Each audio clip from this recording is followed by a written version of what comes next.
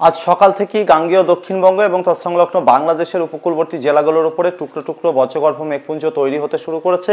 তা লাগাতার দক্ষিণ থেকে উত্তর এবং বেশ খানিকটা উত্তর পশ্চিম দিকে এগিয়ে চলেছে। এই মেঘ থেকে বিভিন্ন জায়গাতে বৃষ্টির সম্ভাবনা রয়েছে। প্রিয় দর্শক, আজকের পূর্বাভাসে আপনাদেরকে জানাবো যে শুধুমাত্র আজকে নয়, ওভারঅল আগামী কয়েকটি দিনে আবহাওয়াতে কোথায় কেমন পরিবর্তন ধরা পড়তে চলেছে।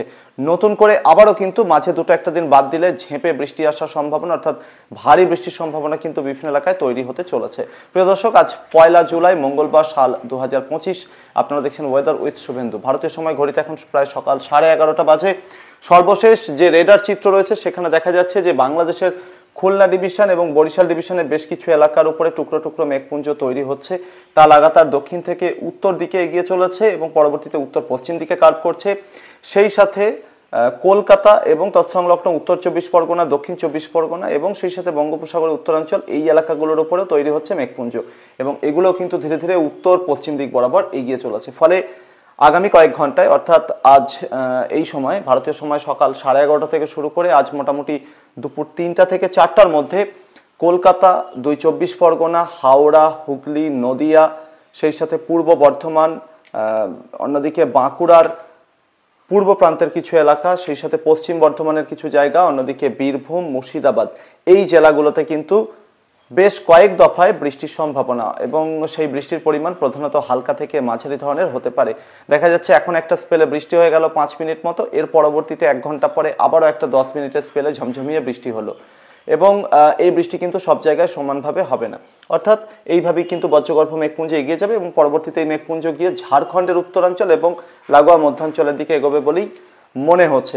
তবে এছাড়াও গাঙ্গেয় দক্ষিণবঙ্গের পশ্চিমের যে জেলাগুলো রয়েছে, পুরুলিয়া, বাঁকুড়া, পশ্চিম মেদিনীপুর, ঝাড়গ্রাম, পশ্চিম বর্ধমান, এই জেলাগুলোর উপরেও কিন্তু পরবর্তী সময়ে মেঘপুঞ্জ তৈরি হওয়ার সম্ভাবনা থাকছে দিনের পরবর্তী ধাপে, অর্থাৎ দুপুরের দিকে, এবং এখানেও কিন্তু থান্ডারস্টর্ম অ্যাক্টিভিটি নজরে আসবে।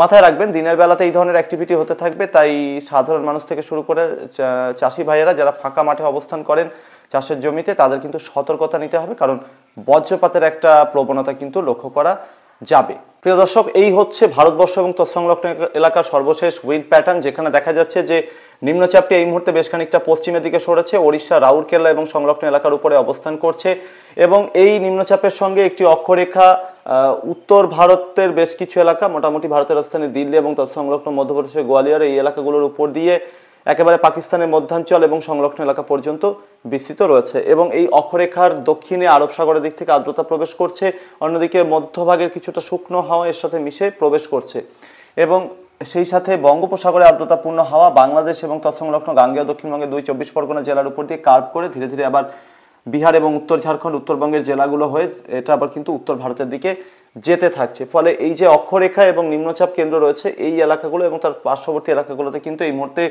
বেশ কিছুটা অ্যাক্টিভিটি নজরে আসছে এবং সেই সাথে বঙ্গোপসাগরে আর্দ্রতা যে জায়গাগুলো দিয়ে প্রবেশ করছে, বিশেষ করে 2 24 পরগনা জেলা এবং বাংলাদেশের খুলনা এবং বরিশাল ডিভিশন, সেই সাথে পার্শ্ববর্তী চট্টগ্রাম ডিভিশনের কিছু জায়গা, এই এলাকাগুলোর উপরে কিন্তু ঘন ঘন টুকরো টুকরো বজ্রগর্ভ মেঘপুঞ্জ তৈরি হচ্ছে নিম্নচাপটি পশ্চিমের দিকে সরে যাওয়ার পরেও। ফলে এই মেঘপুঞ্জ কিন্তু ধীরে ধীরে উত্তর এবং উত্তর পশ্চিমের দিকে এগোবে।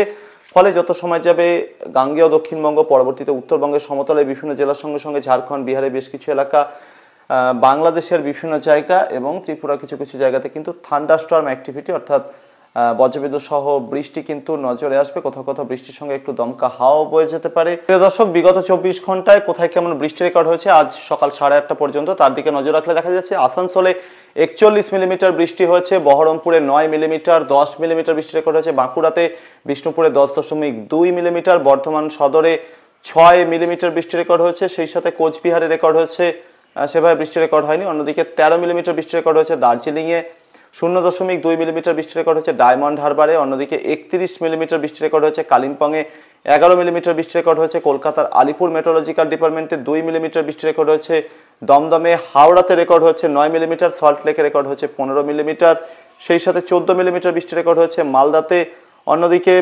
মেদিনীপুর সদরে রেকর্ড হয়েছে 0.4 মিলিমিটার, 29 মিলিমিটার বৃষ্টি রেকর্ড হয়েছে পুরুলিয়াতে, সেই সাথে 5.6 মিলিমিটার বৃষ্টি রেকর্ড হয়েছে শিলিগুড়িতে, ছিটেফোঁটা বৃষ্টি রেকর্ড হয়েছে সুন্দরবনে, 13 মিলিমিটার বৃষ্টি রেকর্ড হয়েছে বীরভূমের শ্রীনিকেতনে। প্রিয় দর্শক, আজ 1 জুলাই মঙ্গলবার কোথায় কেমন বৃষ্টি হতে পারে সেটার দিকে নজর রাখলে দেখা যাচ্ছে যে নিম্নচাপের প্রভাব ওড়িশার বিভিন্ন এলাকা, দক্ষিণ পশ্চিম ঝাড়খণ্ডের উপর বেশ ভালোই পড়বে। এখানে হালকা থেকে মাঝারি ধরনের বৃষ্টি বেশিরভাগ জায়গাতে চোখে পড়বে এবং তার সাথে সাথে কোথাও কোথাও খানিকটা ভারী বৃষ্টি রেকর্ড করা যেতে পারে। ঝাড়খণ্ডের বাকি এলাকাগুলো অর্থাৎ উত্তর ঝাড়খণ্ড এবং সংলগ্ন এলাকার দিকে শুধুমাত্র হালকা থেকে মাঝারি ধরনের বৃষ্টিপাতের সম্ভাবনা। বিহারে বিক্ষিপ্তভাবে হালকা থেকে মাঝারি ধরনের বৃষ্টির সঙ্গে সঙ্গে পশ্চিম বিহারে ভারী বৃষ্টি হতে পারে কোথাও কোথাও। পূর্ব বিহারের দিকটাতে অর্থাৎ উত্তরবঙ্গ ঘেঁষা এলাকাগুলোর দিকেও হালকা থেকে মাঝারি ধরনের বৃষ্টিপাতের সম্ভাবনা। পশ্চিমবঙ্গের উত্তরবঙ্গের দার্জিলিং, কালিম্পং, জলপাইগুড়ি, আলিপুরদুয়ার, কোচবিহার এই জেলাগুলোতে হালকা থেকে মাঝারি ধরনের বৃষ্টির সঙ্গে সঙ্গে কোথাও কোথাও বেশ খানিকটা ভালো রকমের বৃষ্টির স্পেল পরবর্তী 24 ঘন্টার মধ্যে নজরে আসতে পারে। মালদা, 2 দিনাজপুরেও কিন্তু বেশ খানিকটা ভালো বৃষ্টির সম্ভাবনা রয়েছে পরবর্তী 24 ঘন্টার মধ্যে। তবে বৃষ্টির পরিমাণ প্রধানত হালকা থেকে মাঝারি ধরনের থাকার সম্ভাবনাই বেশি এবং সব এলাকাতে কিন্তু সমানভাবে বৃষ্টিটা হবে না বলেই মনে হচ্ছে। গাঙ্গেয় দক্ষিণবঙ্গের সমস্ত জেলাতেই পরবর্তী 24 ঘন্টার মধ্যে হালকা থেকে মাঝারি ধরনের বৃষ্টিপাতের সম্ভাবনা রয়েছে এবং বেশ কিছু এলাকা থেকে শুরু করে এটা কোথাও কোথাও বেশ খানিকটা এলাকা জুড়ে ওই ধরনের বৃষ্টি নজরে আসবে। তবে মাথায় রাখবেন সব এলাকাতে কিন্তু সমানভাবে বৃষ্টি হবে না দক্ষিণবঙ্গে। অন্যদিকে বাংলাদেশের 8টি ডিভিশনে পরবর্তী 24 ঘন্টার মধ্যে বিভিন্ন জায়গাতে হালকা থেকে মাঝারি ধরনের বৃষ্টি চোখে পড়বে, যার মধ্যে আবার সিলেট ডিভিশনে উত্তরাঞ্চলে সুনামগঞ্জ এবং সিলেট এই দুটো জেলাতে হালকা থেকে মাঝারি ধরনের বৃষ্টির সঙ্গে সঙ্গে খানিকটা ভারী বৃষ্টি নজরে আসতে পারে। খুলনা, বরিশাল ডিভিশন, ঢাকা ডিভিশনের দক্ষিণাঞ্চলে বিভিন্ন এলাকাতে পরবর্তী 24 ঘন্টায় হালকা থেকে মাঝারি ধরনের বৃষ্টি নজরে আসবে এবং এখানে কোথাও কোথাও বেশ খানিকটা ভারী বৃষ্টির সম্ভাবনা সম্পূর্ণভাবে রুল আউট করা যাচ্ছে না। সেই সাথে ত্রিপুরা এবং পার্শ্ববর্তী এলাকাগুলোতে শুধুমাত্র বিক্ষিপ্তভাবে হালকা থেকে মাঝারি ধরনের বৃষ্টিপাতের সম্ভাবনা, তবে বেশিরভাগ জায়গাতে কিন্তু হালকা বৃষ্টির সম্ভাবনাই বেশি থাকছে, অর্থাৎ ত্রিপুরাতে বৃষ্টি তুলনামূলক কম হওয়ার সম্ভাবনা। আসামের গুয়াহাটি সহ পার্শ্ববর্তী বিভিন্ন এলাকাতে কিন্তু পরবর্তী 24 ঘন্টার মধ্যে হালকা থেকে মাঝারি ধরনের বৃষ্টির সঙ্গে সঙ্গে কোথাও কোথাও বেশ খানিকটা ভারী বৃষ্টি নজরে আসতে পারে। আসামের শিলচরেও কিন্তু এই ভারী বৃষ্টির সম্ভাবনা থেকে যাচ্ছে। বাংলাদেশের টেকনাফ এবং তৎসংলগ্ন এলাকাগুলোতে পরবর্তী 24 ঘন্টার মধ্যে খানিকটা ভারী বৃষ্টির সম্ভাবনা রয়েছে।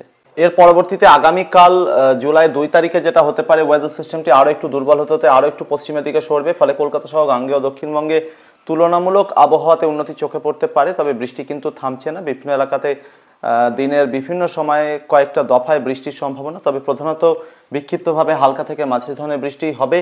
উত্তরবঙ্গের সমতল থেকে শুরু করে পাহাড়ি এবং তরাই ডুয়ার্সের জেলাগুলো সর্বত্রই হালকা থেকে মাঝারি ধরনের বৃষ্টিপাতের সম্ভাবনা, যার মধ্যে আবার পাহাড়ি তরাই ডুয়ার্সের যে জেলাগুলো দার্জিলিং, কালিম্পং, জলপাইগুড়ি, আলিপুরদুয়ার, কোচবিহার এখানে কোথাও কোথাও বেশ খানিকটা ভারী বৃষ্টির সম্ভাবনা। বাংলাদেশের উত্তরাঞ্চলে রংপুর, রাজশাহী, ময়মনসিংহ, সিলেট ডিভিশন, সেই সাথে আসামের বিভিন্ন এলাকাতে আগামীকাল খানিকটা ভারী বৃষ্টির সম্ভাবনা রয়েছে কোথাও কোথাও। অন্যদিকে বাংলাদেশের বাকি জায়গাগুলোতে প্রধানত বিক্ষিপ্তভাবে হালকা থেকে মাঝারি ধরনের বৃষ্টিপাতের সম্ভাবনায় বেশি। টেকনাফ এবং সংলগ্ন এলাকাগুলোতে খানিকটা ভারী বৃষ্টির সম্ভাবনা। ত্রিপুরাতে অল্প স্বল্প বৃষ্টি শুধুমাত্র চোখে পড়ার সম্ভাবনা রয়েছে। ঝাড়খণ্ডে এবং ওড়িশাতে আগামীকাল হালকা থেকে মাঝারি ধরনের বৃষ্টিপাতের সম্ভাবনা, যার মধ্যে আবার ওড়িশা এবং ওড়িশা সংলগ্ন দক্ষিণ পশ্চিম ঝাড়খণ্ডে কোথাও কোথাও খানিকটা ভারী বৃষ্টি নজরে আসতে পারে। তবে ওয়েদার সিস্টেমটি ধীরে ধীরে দুর্বল হতে হতে পশ্চিমের দিকে সরলেও মনসুন ট্রাফের প্রভাব থেকে যাবে এবং কি হবে, এখন যেহেতু ওড়িশার উত্তরাঞ্চলের দিকে সিস্টেমটি রয়েছে তাই মনসুন ট্রাফ বেশ খানিকটা দক্ষিণে নেমে আছে, কিন্তু এরপর জুলাইয়ের 3 তারিখ হতে হতে কিন্তু নিম্নচাপটি দুর্বল হতে হতে যেহেতু পশ্চিমের দিকে সরছে এবং পরবর্তীতে খানিকটা উত্তর পশ্চিমের দিকে সরার সম্ভাবনা, তাই 3 তারিখ হতে হতে মনসুন ট্রাফ খানিকটা উত্তরের দিকে ওঠার সম্ভাবনা এবং মনসুন ট্রাফের পূর্ব প্রান্তের অংশটি অতিরিক্ত জলীয় বাষ্পের যোগান পেয়ে বেশি শক্তিশালী হয়ে উঠবে বলেই মনে হচ্ছে। ফলে 3 তারিখ থেকে শুরু করে পরবর্তীতে মোটামুটি 7 তারিখ পর্যন্ত সময়ের মধ্যে কলকাতা সহ গাঙ্গেয় দক্ষিণবঙ্গের সমস্ত জেলাতে আবার নতুন করে বৃষ্টিপাতের পরিমাণ বৃদ্ধি পাওয়ার সম্ভাবনা। তবে এই বৃষ্টিটা কিন্তু শুধুমাত্র কোনো নিম্নচাপ থেকে হবে না, অর্থাৎ এই সময় কোনো নিম্নচাপ থাকছে না। মনসুন ট্রাফের পূর্ব প্রান্তের অংশটি শক্তিশালী হতে পারে বেশি এবং তার সাথে সাথে গাঙ্গেয় দক্ষিণবঙ্গ এবং সংলগ্ন এলাকাগুলোর উপরে এর প্রভাবে একটা ঘূর্ণাবর্ত তৈরি হওয়ার সম্ভাবনা রয়েছে আপার ট্রপোস্ফিয়ারিক লেভেলে। তো এরকমটা হওয়ার সম্ভাবনা, তো সেক্ষেত্রে 3 থেকে 7 তারিখের মধ্যে একটা ভারী বৃষ্টির পর্ব নজরে আসবে গাঙ্গেয় দক্ষিণবঙ্গের বিভিন্ন জেলাতে, যার মধ্যে আবার পশ্চিম মেদিনীপুর, ঝাড়গ্রাম এবং লাগোয়া পূর্ব মেদিনীপুরে কিছু অংশকে বাদ দিয়ে এই বৃষ্টিটা বেশি হবে বলেই গাঙ্গেয় দক্ষিণবঙ্গে বেশি হবে বলেই মনে হচ্ছে। তবে এই সময় যেটা হতে পারে, কন্ডাক্টিভ ক্লাউড তৈরি হতে পারে, অর্থাৎ বজ্রগর্ভ মেঘ থেকে বৃষ্টির সম্ভাবনা এবং মেঘের উচ্চতা অনেক বেশি হবে। যে এলাকাগুলোতে বৃষ্টি হবে সেখানে মুষলধারে আকাশ অন্ধকার করে এই ধরনের বৃষ্টি হওয়ার সম্ভাবনা, মুহুর্মুহু বজ্রপাতের আশঙ্কা কিন্তু থাকছে। ফলে 3 থেকে 7 তারিখ পর্যন্ত সময়ের মধ্যে কিন্তু যথেষ্ট সতর্কতা নিতে হবে। 8 তারিখেও কিন্তু কন্টিনিউ থাকতে পারে এবং এই সময় বীরভূম, মুর্শিদাবাদ, নদিয়া, লাগোয়া পূর্ব বর্ধমান, পশ্চিম বর্ধমান এবং পুরুলিয়ার একাংশ, বাঁকুড়ার কিছু কিছু জায়গায় এই সময় ব্যাপক বৃষ্টি পেতে পারে, এরকমই সম্ভাবনা।